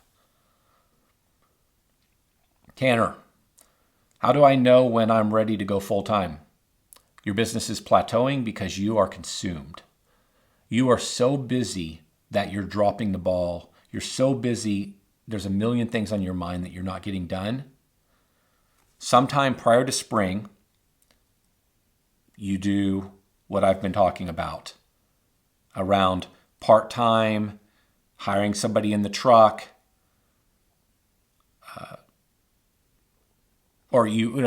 before spring, you launch your business and then you start thinking about this. So part-time, you wouldn't quite be ready. I'm sorry, I got a little off on your question here. So you're wanting to quit your job and go full-time. So yes, when you reach this point where you are just dropping the ball, in this scenario, I would not start the business until right before the next selling season. That way you are completely available to sell all the work absolutely possible. And that will give you the best chance of success versus, say, starting the business in a really slow time or leaving your full-time job in a really slow time with this idea that we're going to get processes and procedures in place. I'm going to pick the perfect equipment, do all this stuff to get it perfect. No. That is where you'll just burn lots of money for months.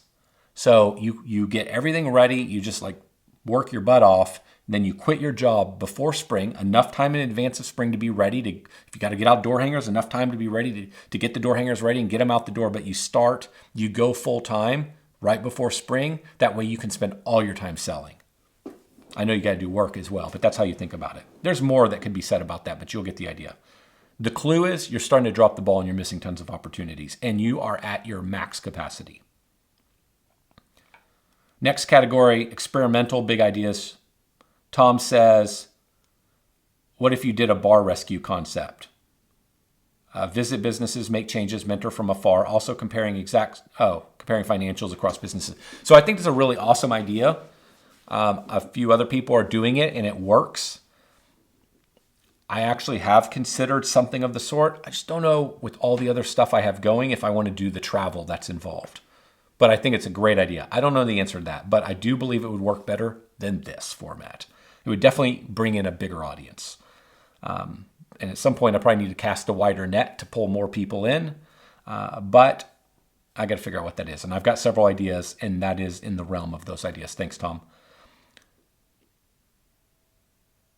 This is another question. Could you start a new business from scratch, post weekly videos, and share the plan and help people follow along? This too, I love the idea. But I want to practice what I preach, and right now I am most concerned with City Turf. Riley owns every chat, and that business is going to go. And so it's his business, but anything I can do to help him, I want to be available to help him versus being distracted with something else. And I probably will do coaching again, and I just don't know how I can do much more than that. So I don't see myself starting another business. Could see myself investing in some other people that start a business, but not me doing it. I don't think so. I think I've become very clear on what I want. And I feel like I'm supposed to be doing the coaching, especially with younger individuals. And so while that won't be very profitable for me or it would be maybe the best use of my time, but not from a wealth creation standpoint. So I probably don't have time to start a new business. That's what I'm thinking right now. Another question, share critical moments and how you work through them, maybe even other people's stories. Okay, this is a good one. Not that the others weren't. Yeah, so a couple things that just kind of popped to mind. When I was 24 or 25, my business partner and I, the same guy that started Service Autopilot, he and I started Service Autopilot together. We started our first software business, and around 24 or 25 for me, we got sued by my former boss who claimed we stole his technology and we weren't even doing the same thing. It was a complete and utter scam. And we ultimately walked away from the lawsuit, but it cost me every dollar I'd saved, which was six figures up until through high school, which six figures a while back was a lot of money. I had saved everything. I lost it all. And John got wiped out as well. And you have no control of the process. We had tried to force arbitration, meaning we were so positive we didn't do anything we were being accused of. It didn't even make sense. It was so stupid. So we tried to force arbitration, but we couldn't force it. Long story short, so because we couldn't make anything happen, we were at the whim of the legal process and his lawsuits against us. And so you feel like you have no control. There's just nothing you can do to fix this thing. Arbitration would have been the thing that could have fixed it. And we couldn't get arbitration. Growing the Service Autopilot business in the early years, and technology is so different today than building a software company today, there were points that it was brutal. We were so invested in our clients, and we were trying to figure things out, and it was very expensive. It was vastly more expensive to build a software company when we did it than it is today. And it was just brutal. And again, things feel like they're outside of your control. That's the theme. When you feel like the world is happening to you, things are happening to you, problems are being imposed on you, and you can't just fix it. You can't just ignore it. That's when you don't feel like you have control of your business or your life. And those are, to me, some of the single most unbelievably challenging moments of life. And so the way I think about this is several things. One, I'd go back to something I said earlier. What are you doing? I remember when I was dealing with that lawsuit, I would just go run at night. It'd be like put my boxer, my dog on a leash, and we would go run miles and miles and miles at 2 o'clock in the morning because that would help clear my brain. But that's the only thing. I had no control. You had to be very careful around the conversations you were having to try to remain optimistic and positive. So who are you talking to? This wasn't a problem back in those days, but now it's like, what crap are you listening to on the news or on podcasts about anything that's negative about the future? What are you letting into your brain? Who are you hanging around? You have to be hardcore about pruning that stuff out of your life because you have no capacity. You have no mental capacity. It is just, you are fried. And you have to be very careful about what you let into your mind. You have to keep everything else out so that you can have a chance of remaining optimistic and energetic. Another thing I think about is, and it's a process that my brain can spin. Maybe yours can too. Like, you can just think about the problem. Your brain is constantly working. How do I solve it? How do I solve it? The question, but the reality for me, and maybe it's for you, is like I already worked out what I think might be the best solution, but I just keep going over it and over it, and especially when you're tired or exhausted, just over it and over it again. And so I'd constantly ask myself, do I know the plan? Yes, I know the plan. Why am I still thinking about this? Do I know the next action? Yes, I know the next action. Am I doing the next action? Yes, I'm doing the next action. Then there's nothing else I can do. Continuing to think about it is an enormous waste of your life, your brain power, your optimism, your energy, and tomorrow you still have to show up for your team and maybe your family. And so I love that. That's what I remember going through back then. And then when I went through some really hard stuff with Service Autopilot in the early days, it was back to that. It's like, do I know the plan? Yes. Am I following the plan? Yes. Do I know the first action? Am I doing that action? And then once I get this done, I move to step 2. But otherwise, there's no point in continuing to hash this out. The last thing I'll say that comes to mind would be this concept of the sunk cost. I think it's called sunk cost fallacy. So it's this idea that whatever the problem is, you're wildly invested. Whether you've spent all this money and now you're in debt. You spent all this money buying some equipment that you shouldn't have bought it. You hired an employee and they should not be on the team, but you've already wasted $30,000 on this person. You name the problem. We make so many decisions based on what's already happened. Oh, I'm already invested in this employee. I'm just going to try to fix them. I've already dug this hole financially. I'm just going to try to dig out of it. Oftentimes, the better approach is to say, knowing what I now know today, forgetting what I did, with the information I have right now, knowing what I know, what is the very best course of action? And sometimes that course of action is brutal. It's firing that person and just saying, that was $30,000 wasted. It is selling the piece of equipment at a $20,000 loss and saying, I learned a lesson, but I need the other $20,000 still in equity in this equipment to keep this business going. It's making those brutal decisions. And so the simplest way to say it is, with whatever the problem is, you say, knowing what I now know today, what should I do from this point forward? And forget whatever's been invested, forget whatever you'll lose, forget how you might be embarrassed publicly. It doesn't matter. All that matters is, with the information you have today, what is the right decision moving forward? Those are some ways I think about really hard stuff. And I think they work for me. 2 more sections: vision, lifestyle, and long-term thinking. I don't know if I'm pronouncing this wrong. Anon says SA2, that'd be Service Autopilot 2. That was our second conference we did at Service Autopilot. That would be like 2014. SA2, SA3, SA4, those are 3 conferences. Felt like tight-knit community of serious owners. Can you recreate that feeling or vision on YouTube? No. No, you can't.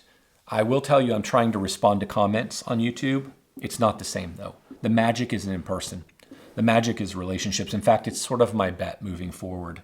I think that AI is going to be massive. And I think it's going to be a massive disruptor. I kind of allude to this idea I'm not starting another business. This is the time when I wish I was starting another business. And John and I were gonna start another business, but we just felt like we were doing it to make money, and we couldn't get super excited. And this is where I go back to, I feel like there's way better things I should do from a financial standpoint than doing coaching, but I'm drawn to it. And this is the greatest opportunity right now. And where I'm going with this is, I believe that long term, in an AI world, community is the thing you want to build. And I don't think it can be done on YouTube. It can be done to a degree. It can be done to a degree from in a social channel environment, but nothing can beat in person. And so most likely where I'm going will be building in-person community. That's what I want to build for younger individuals. I think the magic is in person. And that's where my bet is moving forward in an AI world. I feel like in this world, it's all about community and it's all about distribution. And what I mean by that, maybe this has relevance to your business. When I think about a software company, when I built software, it was way different than it is today. And the way it's going to be in 5 years is going to be way different again. It's only getting easier in every aspect, and it's getting way cheaper. This is not fair, but it'll make a point. Anybody can build software. That's not really true, but there's some truth in it. Very few people can build community and distribution. Distribution is building an incredible sales and marketing machine. It's building a YouTube channel, a social following, a machine that builds your brand in your local market. And community is about getting all those people together. And in my mind, you have online community and it can be great, but the most epic community is the in-person community, which is what I believe you felt in SA 2, 3, and 4, and hopefully 5. I think I still owned it when it was 5. And you just can't replicate getting around your tribe and your people and being in an environment where you're not being sold lots of stuff. We were not selling from the stage. We were truly trying to give, and we were trying to unite people. That's community to me. You can have it in a social environment, but it's better in person. So I got off on a tangent there, but that's how I think about it. So no, I think it's just part of the community, but the most epic community will be the one that is touching, like getting in person. Hopefully that made sense. A friend of mine, Garrett Matthews, says, data, not emotion. Talk about becoming a data-driven owner. Stop trusting gut feelings only. Hire a consultant if you need to. Those are Garrett's words, probably summarized by ChatGPT. Yeah, so what he's touching on, I think, is one of the most important things. And he would have worded this much longer, but I know what he's touching on. You have to make this transition in your business. And the example I would use is, one of the reasons why firing people is so brutal and difficult is because, and I've given this example in other videos, you might have seen it. One of the reasons why it's so brutal is you might be saying, I don't feel like this person is performing up to expectations. I don't feel like they're doing a good job. I don't feel like they work enough hours. I don't feel like they whatever. And so whenever it's an I don't feel, there's a little bit of vagueness there. Like, well, maybe you're wrong. Maybe they are, in fact, doing a great job in all these areas. But when you bring data to this situation and you're like, hey, they are not achieving their sales goal. This is how they're getting reviewed and ranked by our clients, and it's not good. This is how much they're producing per day in work versus everybody else in the company. This is how many speeding tickets they've got, and nobody else has got any tickets. Like, whatever that metric is, or those metrics, whenever somebody, and you know this with certainty, is stealing from you, it isn't hard to fire them. When they're screwing you over and there's proof, it's not hard. It may still not be fun, but it's not hard. Hard is when you are guessing and you don't know, in my firing example. And so what you're trying to get to in your business is a place where you are operating on as much data as possible. It'll never be perfect data. It'll just never be perfect. I'll put it that way. But that's what you're trying to get to, because when you have data, this is our COGS, this is our client acquisition cost, this is our cancellation churn rate, whatever those metrics are, this is how Google Ads are working, this is how LSA is adding, this is how many referrals from clients we get within the first 90 days of a new client becoming a client. You can go down the list. That data tells you what to do. And it takes the I think, I assume, it takes all that stuff out of your vocabulary. And now you make decisions based on reality and logic. And there's a confidence that comes with that. And it allows you to go faster. One of the reasons it's hard to go fast in business, other than the fact that the getting of clients and the getting of people to do the work is out of balance. I never have enough people to do the work, or I never have enough clients for all the people that I can get. That's one. And then the other one is, I always talk about, is it's a confidence game. We don't know what to do next. We don't know what the right action is. We don't know if this will work. We don't know if this is gonna, cause problems if we implement this idea. Confidence is built over time by getting kicked in the face enough times and figuring out you can engineer a solution to the problem, and having a confidence that, whatever comes tomorrow, we'll figure it out. We're a smart enough team, we'll figure it out. But confidence is also having the data to support the decisions you want to make and need to make. And so where you want to get in your business, if you want to go faster, is to operate with data. And what we do is we buy a software system, be it Service Autopilot or House Call Pro or Jobber or Aspire or Service Titan or whatever it is, and we limit ourselves to the data that system can give us. And if being in the software business, I can tell you, nobody thinks their reporting is any good.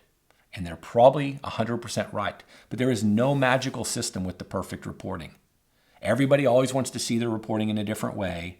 Everybody wants more reporting. They want a specific number. It's like there's no utopia. Every system, people complain about reporting. And the reason I tell you that story is, so what do we do as business owners? We say, Service Autopilot can only give me this. Aspire can only give me this. Service Titan can only give me this. And so that's all we're going to do. That's not the way you play the game. And what I'm talking about is something you can do as you get a little bigger. You have to literally manipulate the data yourself. You have to dump data from your software system. You have to collect data from other systems. You have to collect data manually. You have to have somebody spot check data. And again, this is an aspirational goal of where you're going, because data is the game. Like, people's the real game, but data to support your decisions is imperative. And the reason I told you all this story about software is because if you limit yourself to whatever your software product can give you, and you say, well, that's just all we can get, then that's what you're limiting your business to. That'll be your ceiling.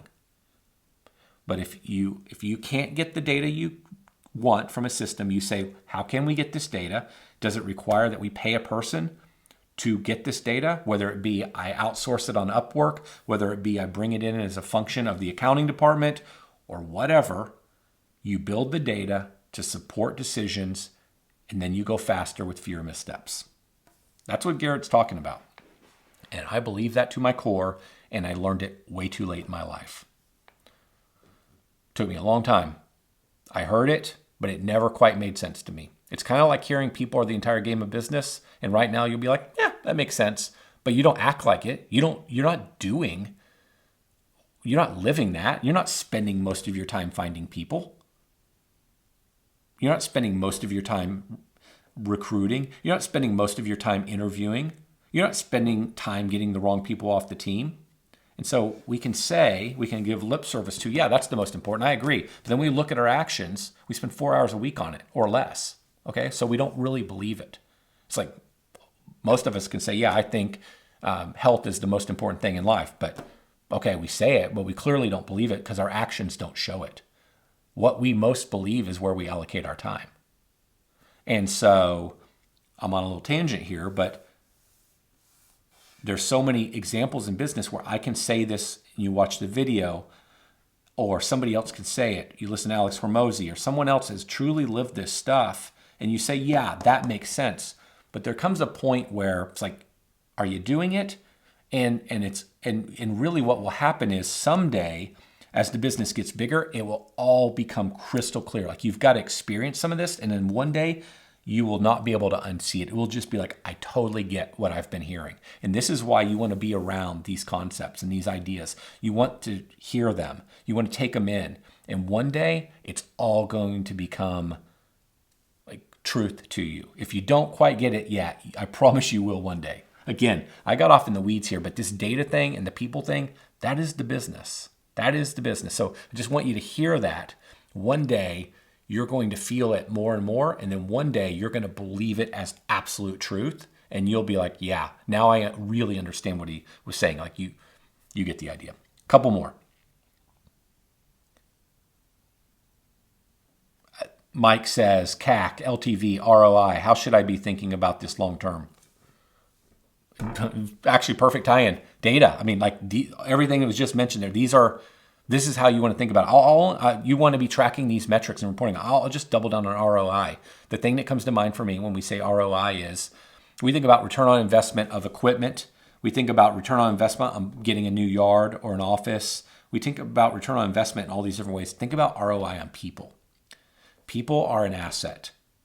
You don't just hire an employee because you need an employee to be a cog in the wheel. You hire an employee because if I'm going to pay Mary $58,000 a year, I need Mary to contribute $150,000 to the business in some way, as an example. Like there's an ROI on her. She's not just sending invoices. She's not just collecting data. She's not just charging credit cards. She is enabling operations so that we can sell more work and we can find more people to do the work. She's enabling that function. There's an ROI. And if she's not making us money in some way, she doesn't actually have to be out there selling or billing time. She's enabling the people that are selling and billing time. And my point is every person comes with an ROI. And if their ROI is not good, you need to replace them with the person that it is good, meaning they're contributing way more than what you're paying them. That's a good trade. That's a fair trade. Just a couple more.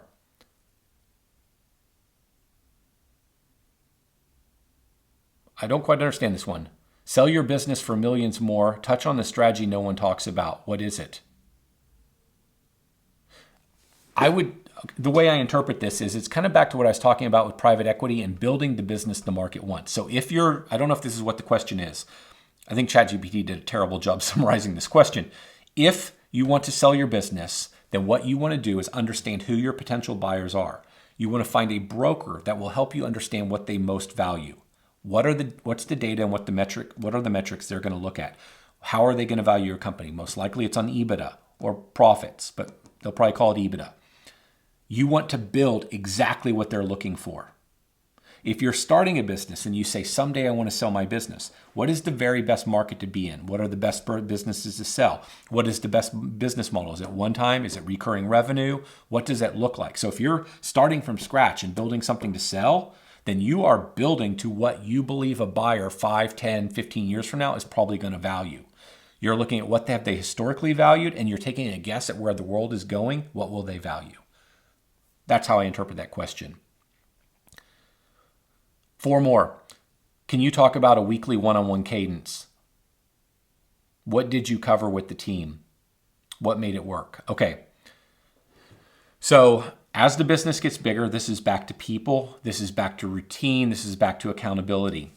This is as you grow the business. I think it's important to have a cadence with your team. So as an example, I meet with marketing every Tuesday and Thursday. Maybe it's the whole team. Maybe it's one person. Maybe it's a marketing leader.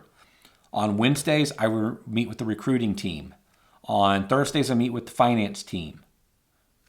For you right now, that might be one person. But it's this regular cadence where what's happening is you're getting together and you're going through the KPIs that they own. You're going through what they're working on and are they working towards the goals for the quarter. That's what a weekly cadence is. They have questions as they proceed through the week. Unless the question is an emergency, they note it and we talk about it in the next meeting. I have thoughts, questions, ideas. I note them. We talk about them in the next meeting unless it's an emergency. That way, you're not doing tons of, got a minute, got a second, where it's just my whole day and their whole day is just beat up because of random conversations. We save that stuff to our weekly meeting. And depending on what the department is, that meeting could be a couple times a week. For me in the Service Autopilot world, I met with operations twice a week. And so, or head of operations. And then my cadence for marketing and sales was once a week. But if something critical surfaced, we'd talk before then. So I think the weekly one-on-one cadence with your key leaders is critical. If it's a really important part of the business, like it's all important, but operations, there's so much in the way of moving parts. I liked a twice a week cadence. And then the other thing I would tell you, I'd bring back up is this concept of Scrum. It's just this weekly or daily or semi-daily cadence where you're doing these quick check-ins. If you've ever heard of somebody talk about these stand-up meetings, that could be a version of a Scrum. And you're answering, what are you doing today? What did you get done yesterday? What are your blockers or bottlenecks that you need help with? And you run through it with your team, and then everybody goes about their day. Those are some concepts to think about from a meeting flow.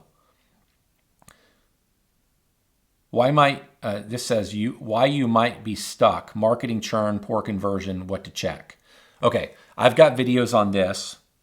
These last few are clearly ChatGPT really summarizing down some questions. I don't even have names. The reason why your business might have plateaued or become stuck is severalfold. One, as the business starts to get tons of clients, your churn, your cancellations might be now starting to match the same count as your new sales. So your client, let's say on average you bring in 500 new clients a year. Your client base is getting bigger and bigger and bigger, and now you're losing 500 clients a year. So you're now losing as many clients as you are bringing in clients. So what you have, and so your business it was going, and it starts to plateau like this. That's where you have to fire up your marketing engine. And then you don't want to bottleneck your marketing engine. So you've got to fire up your recruiting engine to balance out your efforts to grow the business and bring in new clients. And so you've basically got to build a marketing engine that will outpace churn. Now, it might be that your churn, your cancellations are out of whack with what they should be in the market. That's an operational problem or a customer service problem that you can fix, possibly in unison with firing up the marketing engine. But what generally happens is companies are not spending enough money and spending enough time and brain power on the marketing growth function of their business, and eventually they plateau because it equalizes with the cancellation side of their business. Why do you prefer boring businesses over tech? I don't necessarily. I love tech. I think tech is a very risky play moving forward. More risky than when I did it. We just don't know what's going to happen with AI. I definitely think technology in general is going to look very different in the next 5 to 10 years than what it does today. So I love tech, and I think it's a great place to invest.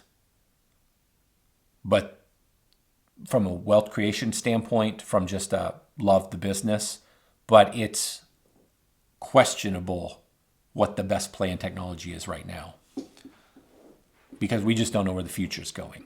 Whereas I feel that lawn companies and landscape companies and plumbers and HVAC companies are not going to get disrupted at the pace that technology is going to get disrupted. I love these, what people are calling, it's kind of the popular thing right now, calling these businesses boring businesses. What I love about them is two things. If you're a sophisticated operator, you can build a growth engine, the marketing function. You can build the recruiting engine. You understand data. You understand technology. You bring all these things together, you can outcompete the market to a large degree because people won't level up their skill set, whether it be their personal skill set or whom they're hiring in their companies. And therefore, it creates competitive advantage to those that will. In technology, the best technology companies are massively funded. Like in Service Autopilot world, we were one of the only companies that wasn't massively funded. And so you're competing against lots and lots of money, and the people investing are sophisticated, and they're encouraging these companies to hire bigger and bigger, more capable people. It's just way more competitive at a much higher level. It's less competitive in what people call these boring businesses. And so if you level yourself up and you level up your team, it gives you a competitive advantage over everybody else. I like that. I also think that AI is legitimately going to bring so much efficiency over time that we will be able to drive out some of the cost structure in these businesses. And I think these businesses have the potential to become more and more profitable. Also, if I was not so interested in maybe doing coaching and this other stuff you've heard me talk about in this video again, I would be very interested, and this is one of the things I thought I was going to do, in buying up service companies. Not to resell them. I do like the idea of buying them up, putting them together. There's an arbitrage play in selling them off. But I also like buying them and holding them because you can buy them cheap enough, as long as private equity hasn't come in and ran up the prices too much. You can buy them cheap enough that they can extract, you can long-term extract so much cash from them. They're great investments. And you can bring in all these efficiencies via technology and data and such. So that's why I love them. I think robotics has now, I used to think that a humanoid type robot was so far out in the future it didn't even matter. And up until just a few years ago, I believe that to be absolute truth. The breakthrough, in my opinion, on a more of a form factor of a humanoid robot is actually AI. That's the breakthrough. And so putting these large language models, or we'll just call it AI, into a humanoid robot and letting them learn through all these different, be it vision or all these different forms of sensors, has accelerated that space in such a tremendous way that I do think it's legitimately possible in a decade we're going to see things I didn't think were possible for another 20 to 30 years. It's impossible to predict. But even then, I believe the trades tend to be highly insulated as compared to most other industries. As an example, I think a controlled environment, such as a warehouse or a manufacturing plant, will be disrupted like so much faster than a lawn mowing business with the humanoid walking behind it, or a humanoid robot fixing a pipe in somebody's home. I do believe that stuff is going to happen. I just think even with this massive acceleration that's just happened due to AI, it's still quite a ways off. And so these service businesses, these boring businesses, are highly insulated from that disruption, and they're still a great place to deploy capital. And I think a lot of people now have this very same thesis, and it's another reason why you're seeing so much capital come into these spaces, and it's why you're seeing valuations really rise. So it's just an opportune time that for somebody that historically may not have been able to sell their business for more than 4 times profits, if you build a really great business, you could legitimately now get rich, like really rich. And so that's why I love these businesses. And I don't know that it's imperative to go build something like a software company that the vast majority of them never make it. The success rate is far lower than in the trades. They cost incredible amounts of money. By the time you raise capital, most people only own a teeny little piece of their business. Like, there's so many other options that I'm just a fan. Oh, how will AI affect home services, automation, staffing, data operations? I feel like I just answered that. I mean, if you're not using AI, you're missing out. Use it as an assistant. Like, the way you want to picture it, in my opinion, is you want to picture it like I'm sitting with you, a friend is sitting with you, somebody that knows the game, their business is sitting with you, and you just have a conversation. You ask them everything. You have them ask you back questions. You have them become your brainstorming partner. You have them help write copy. You don't necessarily take the copy they write. You challenge it line by line, word by word, paragraph by paragraph. But they become this writing partner, this thinking partner, this strategy partner, this brainstorming partner. You upload your financials to them and you ask it questions. You upload your health data to it. You ask it questions. Like, that's how you should be using it. I use multiple models. I pay for them. I use it every single day. It's where it's all going. And the faster you become proficient with this, the faster you'll implement it in your company, the faster you'll then train your team. It'll drive down your cost structure. This is where it's going. And the people that play this game are going to win, and the people that don't are going to get their face kicked in. There's no going back. This is only going to accelerate. And so it will impact every single thing you do. And it's why I say I don't know where software is going. You can spend all this money to go build a software platform, and almost everything you built will be completely unnecessary because one day you'll just be able to upload spreadsheets or data sets to the AI and get your answers. I mean, I'm overly simplifying, but we just don't know where this is going. But what we do know is there's no going back. And if you're not playing this game, you're going to miss the single biggest shift in my entire life. This is the equivalent of the internet. And imagine if you were still ignoring the internet in your business. You wouldn't be a legit business. You have to adopt this stuff. It's impossible to predict where it's going, but you got to start playing the game now so that you are outmaneuvering your competitors as the tech just proceeds. All right, those are my questions. There were a bunch more. If you subscribe and you comment, I will do this again someday if you like it. But continue to ask me questions in the comments and I will do my best to follow up. See ya.